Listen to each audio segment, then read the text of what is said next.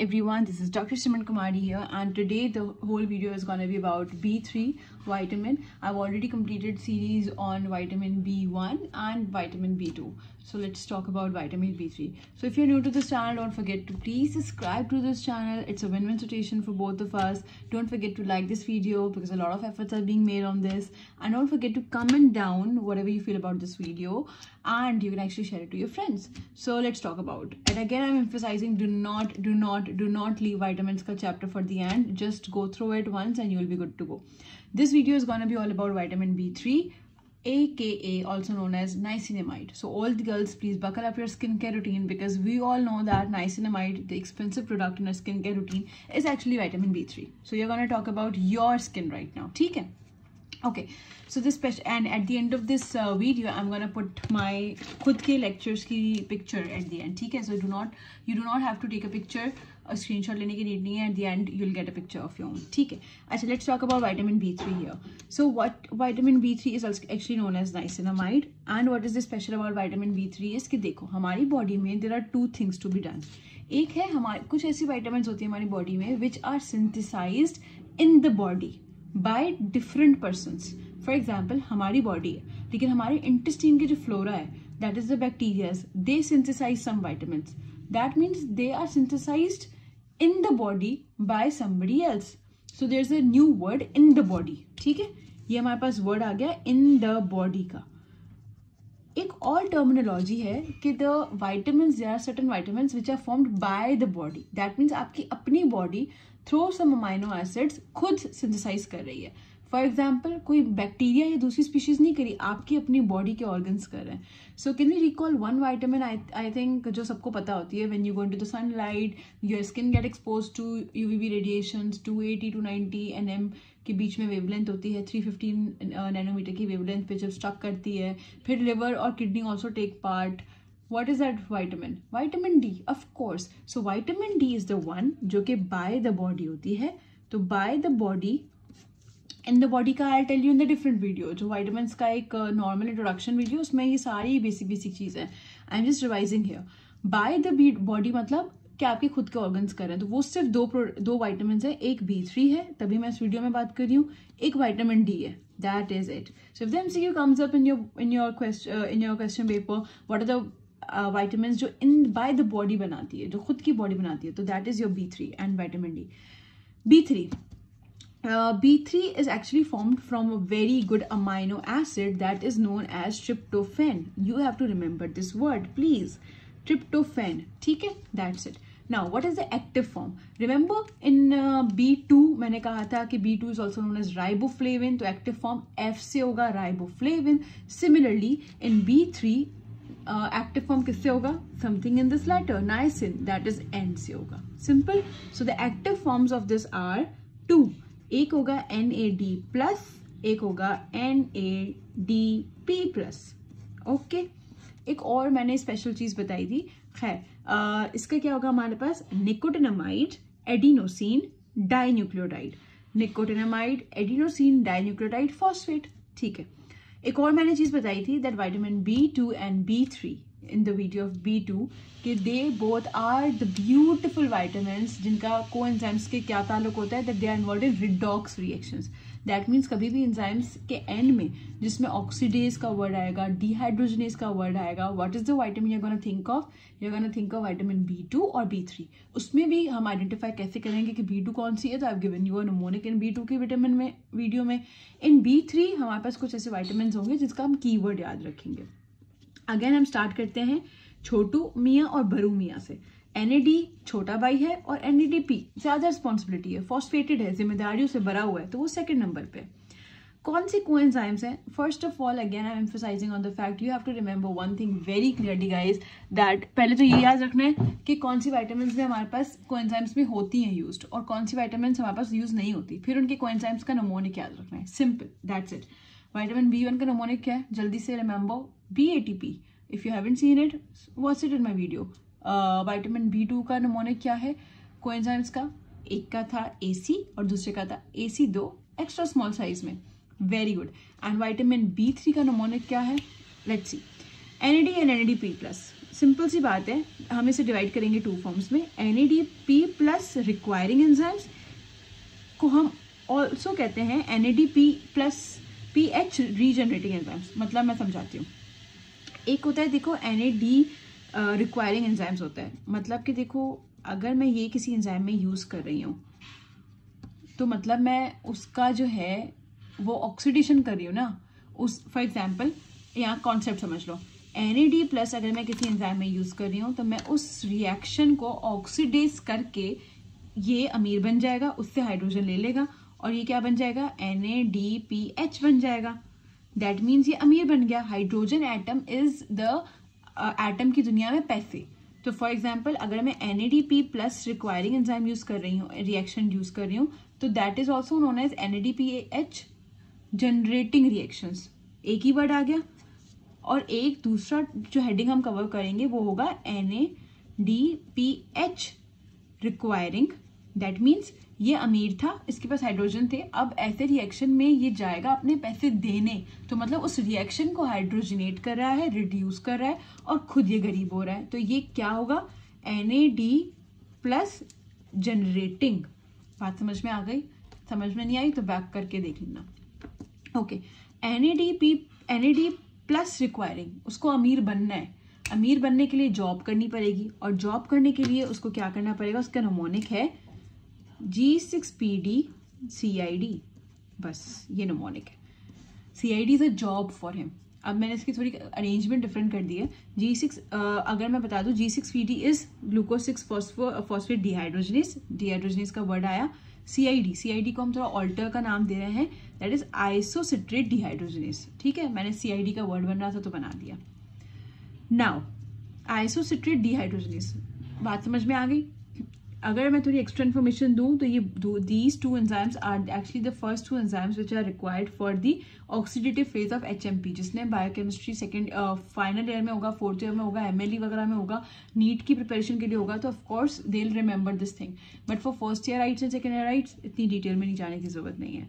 Second basically यहाँ पे आ जाते हैं NADPH रिक्वायरिंग। अब जो अमीर आदमी जब जाता है किसी का रिएक्शन का भला करने, तो वो उसको क्या करने जा रहा है, उस एंजाइम का क्या नाम होगा, रिडक्टेज।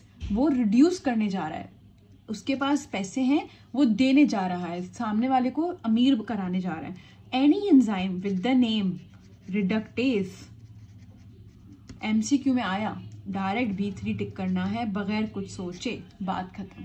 चाहे इसमें कोई भी हो जाए। देखो, if I am sharing my notes with this, उसी इनोलिन coenzyme reductase, ketoacid reductase, HMG coenzyme reductase, कुछ भी रिडक्टेज आ जाएगा, you are gonna go for the B3। बात खत्म, done. Now the most important part इस वीडियो का, that is the deficiency and the toxicity. These are the two favorite subjects of any board, so you have to understand it very clearly। ठीक है, इसकी मैं picture and में I think अभी डाल देती हूँ। इसकी डेफिशिएंसी का, जैसे फॉर एग्जांपल मैंने डेफिशिएंसी, इस B3 की deficiency is known as MCQ number 1 pellagra. ये स्पेलिंग भी याद कर लेना। ठीक है, इसका एक जो भी कॉम्प्लिकेशंस और सिंड्रोम्स बॉडी में मैनिफेस्टेशंस होती हैं उनको कंपाइल करके एक नाम दे दिया है पैलग्रा। ठीक है, क्या क्या होती हैं, जैसे मैंने B2 का नमोनिक बताया था, क्या था, 2 C's ऑफ B2। सिंपल। यहाँ पे मैं क्या बात करूंगी, 3 D's ऑफ B3। बात खत्म, बस इतना याद करना है। पहला D क्या होगा हमारे पास, the first D would be dermatitis. I will be posting in the picture, don't worry. Dermatitis में जो पिक्चर मोस्ट कॉमन एग्जाम्स में आती है वो क्या आती है, डर्मेटाइटिस का मतलब होता है कोई भी स्किन से रिलेटेड प्रॉब्लम। तो 2 प्रॉब्लम्स आ सकती है, ये भी बहुत इंपॉर्टेंट है। एक है हमारे पास लाइकेनिफिकेशन।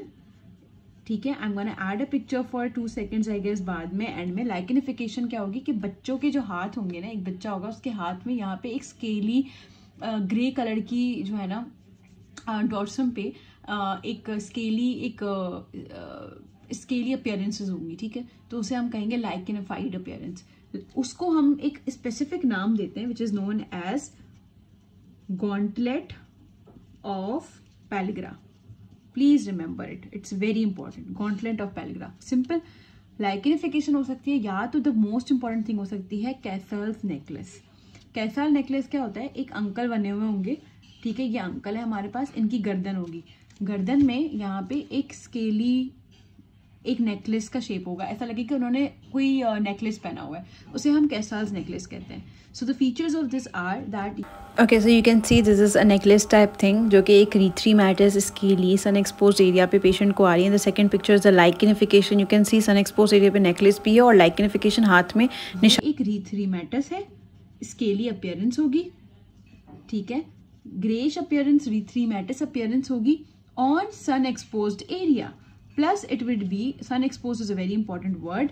सन एक्सपोज डर्मेटाइटिस होती है with one important thing that is कि इट इज सिमेट्रिकल. दोनों साइड पे होगी, दोनों साइड के कंधों पे होगी, बात खत्म. इसकी पिक्चर भी डाल दूंगी. अगर क्वेश्चन आता है कि डर्मेटाइटिस बेसिकली कौन सी ज्यादा डर्मेटोम पे होता है, तो एमसीक्यू में C3 to C4, you have to remember this. So everything about dermatitis is covered. Second जो हमारे पास डी होता है that is known as diarrhoea. The patient would complain of diarrhoea. And the third is basically your what it should be. Diarrhoea हो गया. डायमेंशिया. एक patient है जिसको मोशन लगे हुए हैं, जिसकी याददाश्त भूल गई है. डायमेंशिया में यू कैन ऑल्सो हैव साइकोसिस और डिप्रेसिव हेल्यूसिनेशंस भी हो सकते हैं. उनको कुछ अजीब अजीब चीज़ें भी दिख रही होंगी, प्लस उनको स्किन पे भी हार वार बने हुए होंगे. That is thing. एंड अगर 4th डी याद रखना है तो that is the death. So 4 Ds आ गए हमारे पास, 5 Ds ये हमारे पास डन हो गया. इसकी पिक्चर्स देख लेना. After that the most important thing कि अगर फॉर एग्जाम्पल ये हमने किसी वाइटामिन में पढ़ा नहीं, तो B3 is very important for exam purpose. Question ये आता है कि what is the purpose, like why the vitamin B3 deficiency होती है. So the reason you have to understand is कि विटामिन B3 की डेफिशिएंसी, हम बताओ पहले मुझे ये बताओ विटामिन B3 बन कैसे रहा था. विटामिन B3 बन रहा था किस अमीनो एसिड से बन रहा था, अभी मैंने बताया ट्रिप्टोफैन से. सो अगर मैं बोलूँ कि मेरी बॉडी में कोई ऐसा डिजीज हो जाए जिसमें ट्रिप्टोफैन की प्रॉब्लम हो जाए, उसकी डेफिशिएंसी हो जाए, तो कैन आई से नाइसिनामाइड बनना बंद हो जाएगा. एंड कैन आई से कि सारी कॉम्प्लिकेशंस अपीयर होंगी. सिंपल सी बात है. So these are the MCQs that come that किस डिजीज में B3 विटामिन डेफिशिएंसी नहीं मैनिफेस्ट होगी. तो for example the one disease which can cause B3 deficiency is your Hartnup reaction. Hartnup disease क्या होता है, एक ऊपर से बता देती हूँ. It is a autosomal recessive disorder जिसमें हमारी जो किडनी के प्रॉक्सिमल कोवैलेंट ट्यूब्यूल्स होते हैं और जो हमारी इंटेस्टाइन होती है उसके सेल्स में हमारे पास ट्रिप्टोफैन ट्रांसपोर्टर्स की कमी हो जाती है. ट्रिप्टोफैन या न्यूट्रल अमाइनो एसिड्स कुछ होते हैं जिनका ट्रांसपोर्टर्स की डेफिशिएंसी होती है, वो बनते ही नहीं है, जिसकी वजह से हम जब खाते भी हैं या हमारी यूरिन से प्रिजर्व होने की बात आती है, जो अमाइनो एसिड हम खाते हैं वो ट्रिप्टोफैन कंजर्व ही नहीं हो पाता, वो बॉडी में बैक इनटू नहीं जाता. या तो वो यूरिन में अमाइनो एसिड यूरिया बना देता है, या तो वो हमारी GIT से बगैर एब्जॉर्प्शन के ही निकल जाता है फीसेस में. तो कहने का मतलब क्या हुआ कि इट इज़ नॉट एब्जॉर्ब. जब ट्रिप्टोफैन नहीं होगा तो नाइसिनामाइड नहीं होगा. Second disease is carcinoid syndrome. Very very important. Carcinoid syndrome is a disease जिसमें एक कभी भी ऐसा नहीं है कि कार्सिनोइड सिंड्रोम नाम आता है, इसमें सिम्टम्स आते हैं कि फॉर एग्जाम्पल पेशेंट है, उसको फ्लशिंग हो रही है, अब उसके सिम्टम्स कार्सिनोइड के देख लेना क्या होते हैं. कार्सिनोइड सिंड्रोम का द रीज़न ये होता है, इट इज़ अ सिंड्रोम जिसमें ट्रिप्टोफैन हमारे पास जो कि नाइसिनामाइड बना रही थी उसकी कमी नहीं है, बट ट्रिप्टोफैन का एक पाथवे टू नाइसिन फॉर्मेशन अलग है. और ये ट्रिप्टोफैन एक और चीज़ बनाता है दैट इज सेरोटोनिन. तो बॉडी में सेरोटोनिन की प्रोडक्शन में ये ज़्यादा यूज़ हो जाएगा, जिसकी वजह से नाइसिन के लिए बचेगा ही नहीं. ठीक है. द थर्ड जो हमारे पास है very very important which comes in MCQs a lot of times, and that is कि जब मैं कहती हूँ एग वाइट खाते हैं उनमें कौन सी डेफिशिएंसी होती है, तो हम पहला वर्ड आना चाहिए B1. जो एग वाइट्स खाते हैं उनमें B1 की डेफिशिएंसी होती है. सिमिलरली जो मेज ईटर्स होते हैं, पहला word please remember these things, रट्टाफाई दैम. एक होते हैं जुवार, एक रोटी का टाइप होता है, जुवार ईटर्स होते हैं, या उसका दूसरा नाम होता है सूगम. ये प्लीज नाम याद कर लेना. ये जो ईटर, इनकी अगर हिस्ट्री आ रही है डेफिनेटली B3 डेफिशिएंसी है, you gonna tick it. Fourth disease जिसमें इसकी डेफिशिएंसी होगी. Now this is a trick question. The question that comes is किस विटामिन की डेफिशिएंसी की खातिर विटामिन B3 की डेफिशिएंसी होगी. मतलब कोई ऐसी विटामिन जो B3 की फॉर्मेशन में हेल्प करती हो. वो है हमारे पास दो, विटामिन B6 और vitamin B2. That means all of the diseases जिसमें विटामिन B2 की कमी आ रही थी या विटामिन B6 की कमी आ रही थी, वो सारी मैनिफेस्ट अपनी तो डिजीजेस करेंगे, B3 की मैनिफेस्टेशंस भी होंगी. डन. पॉइंट नंबर 6 क्या होगा, मोस्ट इंपॉर्टेंट, आइसोनिजाइड. आइसोनिजाइड हमारे पास एक ड्रग होती है जो ट्यूबरक्लोसिस की ट्रीटमेंट में हम जो 4 ड्रग्स यूज़ करते हैं राइप्स की फॉर्म में, उसमें जो आई होती है आइसोनिजाइड, वो उसका एक इंस्टिंक्ट टेक्निकली पार्ट होता है कि वो B6 की डेफिशिएंसी करवाती है. तो हम हमेशा आइसोनिजाइड के साथ B6 की टैबलेट्स दे देते हैं. इन केस की डेफिशिएंसी ना हो। जब B6 हमारे पास डेफिशिएंट हो जाएगा तो क्या डेफिशिएंट हो जाएगा? ऑफ कोर्स B3 डेफिशिएंट हो जाएगा, बात खत्म। We are done for the deficiencies here. Now let's come to the most important part and that is the toxicity part. ठीक है, RD तो इसकी मुझे भी नहीं पता तो छोड़ दो, because it was not written anywhere. Diagnosis को भी 2 मिनट के लिए छोड़ दो, पहले हम बात करते हैं टॉक्सिसिटी की, the very very important part. मैंने अभी कहा था पुरानी एक वीडियो में अपनी वाइटामिन की इंट्रोडक्शन में कि जो वाटर सॉल्युबल वाइटामिन होती हैं they do not generally present with any kind of toxicity. Toxicity उनमें होती है जो फैट सॉल्युबल होती है क्योंकि वो बॉडी में स्टोर हो रही होती है। लेकिन यहाँ पे एक ट्विस्ट आ जाता है, vitamin B3 is the only vitamin जो कि टॉक्सिसिटी प्रोड्यूस करती है। क्योंकि इसको ये खुंदस थी, इसको ये बदतमीजी आ रही थी, किसने बोला जब इसकी डेफिशिएंसी का अलग से नाम दिया है प्लेगेरा तो टॉक्सिसिटी का भी नाम होना चाहिए। और टॉक्सिसिटी का नाम मोस्टली MCQs में पूछा जाता है एंड द नेम इज पोडोग्रा। पोडोग्रा, अगर ज़्यादा वाइटामिन खा ली B3 तो पोडोग्रा हो जाएगी। Don't worry girls, because niacinamide when you apply on the skin तो वो बॉडी में इतनी ज़्यादा जाती नहीं है, सो पोडोग्रा तुम लोग को तो नहीं होगा। ओके, पोडोग्रा अपियर कैसे होगा, टॉक्सिसिटी रिजल्टेंट क्या होगी, इसकी मैनिफेस्टेशंस क्या होंगी, very very important. The patient का सबसे जो मोस्ट फेटल टॉक्सिसिटी होती है वो होती है हमारे पास फुलफिलमेंट जो है हेपेटाइटिस। LFTs पेशेंट के बढ़ जाएंगे और पेशेंट को हेपेटाइटिस हो जाएगा।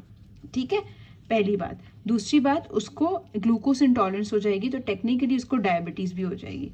तीसरी बात सबसे इंपॉर्टेंट, उसको फ्लशिंग हो जाएगी। फ्लशिंग का मतलब पता है, मुंह लाल लाल हो जाना। Flushing basically would be most important point two remember is it is prostaglandin mediated. ये मैं क्यों बता रही हूँ क्योंकि MCQs में आता है कि अगर पेशेंट ने वाइटामिन B3 ज़्यादा खा ली, उसको पोडोग्रा हो गया, उसको फ्लशिंग हो रही है, what tablet should he take ताकि उसको फ्लशिंग सही हो जाए। अगर एंटी हिस्टामिन करूंगी तो anti histamine is a wrong answer क्योंकि it is not histamine mediated. मुझे प्रोस्टाग्लैंडिन इनहिबिटर चाहिए तो उसके लिए मैं एस्पिरिन यूज़ करूंगी। तो अक्सर हम जब भी वाइटामिन B3 की टैबलेट्स भी देते हैं पेशेंट्स को क्योंकि उनको कमी होती है तो मुझे साथ में एस्पिरिन भी दे देते हैं कि भाई अगर लाल लाल चेहरा हो गया तो एस्पिरिन खा लेना।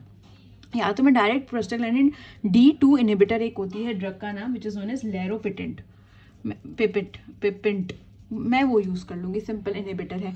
ठीक है, बाकी मैक्यूलर एडीमा प्लीज़ ये याद कर लेना, बहुत इंपॉर्टेंट है। मैक्यूलर एडीमा, हाइपर यूरेसीमिया, मतलब पेशेंट का तो कचरा हो गया ना एक नाइसिनामाइड खाने से, उसको यूरेसीमिया भी हो गया, उसको डायबिटीज़ हो गया, उसको हेपेटाइटिस हो गया, उसको फ्लशिंग हो गई, उसको मैक्यूलर एडीमा हो गया और उसको गैस्ट्रिक इरिटेशन हो गई। आई थिंक वो तो हर चीज़ में होती है। ठीक है जी, ये बात खत्म हो गई यहाँ पे। तो दैट मीन्स मैंने मेडिकेशंस भी दे दी, all good, everything done. Now the diagnosis, very very important. Diagnosis इसकी होती है, हम यूरिन में इसके लेवल्स चेक कराते हैं। Again time for revision guys. B1 को कैसे चेक करते हैं, RBC ट्रांसकीटोलेज, वेरी गुड। B2 को कैसे डायग्नोस करते हैं, RBC glutathione reductase, very good. And B3 को कैसे करेंगे, हम करेंगे यूरिनरी लेवल्स चेक, किसके करेंगे, 2-मिथाइल निकोटिन अमाइड। ये तो एक मेथड हो गया। दूसरा या तो 2-पायरोडोन, यूरिनरी लेवल्स चेक करेंगे। ठीक है जी, I am gonna share the pictures here if you, अच्छा पिक्चर्स मैं तो शेयर कर दूंगी, no worries. So thank you so much people. अभी जो पिक्चर्स आएंगी that would be the pictures of my notes. Thank you.